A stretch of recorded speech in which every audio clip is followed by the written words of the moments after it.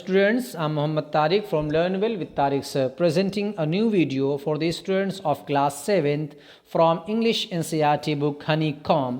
This is the poem written by Maud Robin. Maud Robin के द्वारा ये pome लिखी गई है जिसमें वो टॉकिंग फ़ैन की मिस्ट्री के बारे में बात कर रही हैं और वो ये कह रही हैं कि पंखा जो होता है उसमें से बाज़ मर्तबा आवाज़ आने लगती है, चिक चिक वो करने लगता है, वो हमसे कुछ कहना चाहता है लेकिन हम उसकी बात को समझ नहीं पाते हैं कि वो हमसे क्या चाहता है। वो हमसे ये चाहता है कि जब वो पुराना हो जाए तो उसकी ग्रीसिंग कर दी जाए, उसमें ऑयल डाल दिया जाए, उसको इलेक्ट्रीशियन के पास ले जाकर उसे बनवा दिया जाए ताकि उसमें से जो आवाज़ें आती हैं वो आवाज़ आना बंद हो जाए। ये सब वो हमसे कहना चाहता है लेकिन हम उसकी बातों को समझ नहीं पाते।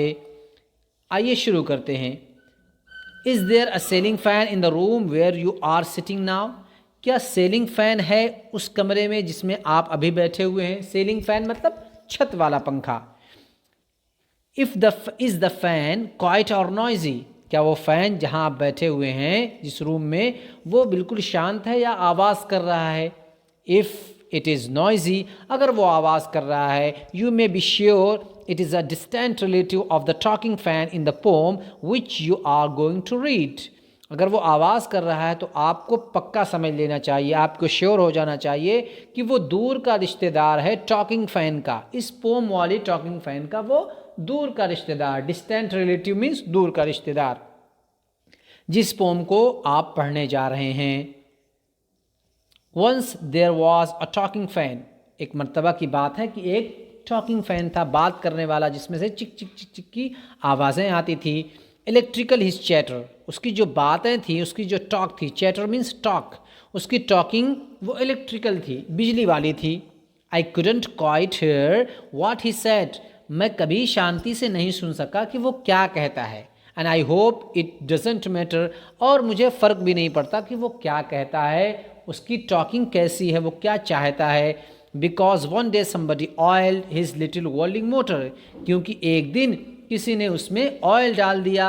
किसमें? उसका जो घूमने वाला मोटर था उस मोटर में किसी ने ऑयल डाल दिया, तेल डाल दिया। And all the mystery was spoiled, और उसका जितना रहस्य था वो सब का सब बेकार हो गया, ख़त्म हो गया। ही रैन एज स्टिल एज वाटर, और वो अब वो चल रहा है खामोश पानी की तरह। जैसे कि पानी जब चलता है ठहरा हुआ तो उसमें से कोई आवाज़ नहीं आती, यही हाल अब उस पंखे का हो गया है। जब उसमें पानी डाल दिया गया तो वो बिल्कुल खामोश और शांत हो गया। तो ये थी पोम जिसको मॉड रोबिन ने लिखा था। पंखे की आवाज़ सुनी उन्होंने तो उन्होंने उस पर एक पोम बना दी। आपको ये पोम कैसी लगी, उसका एक्सप्लेनेशन कैसे लगा, कमेंट सेक्शन में हमें कमेंट करके ज़रूर बताएं। अगर पसंद आए तो वीडियो को लाइक करें, चैनल को सब्सक्राइब करें एंड बेल आइकॉन को प्रेस करना बिल्कुल भी ना भूलें। सो मिलते हैं नेक्स्ट वीडियो के साथ। Till then take care and have fun.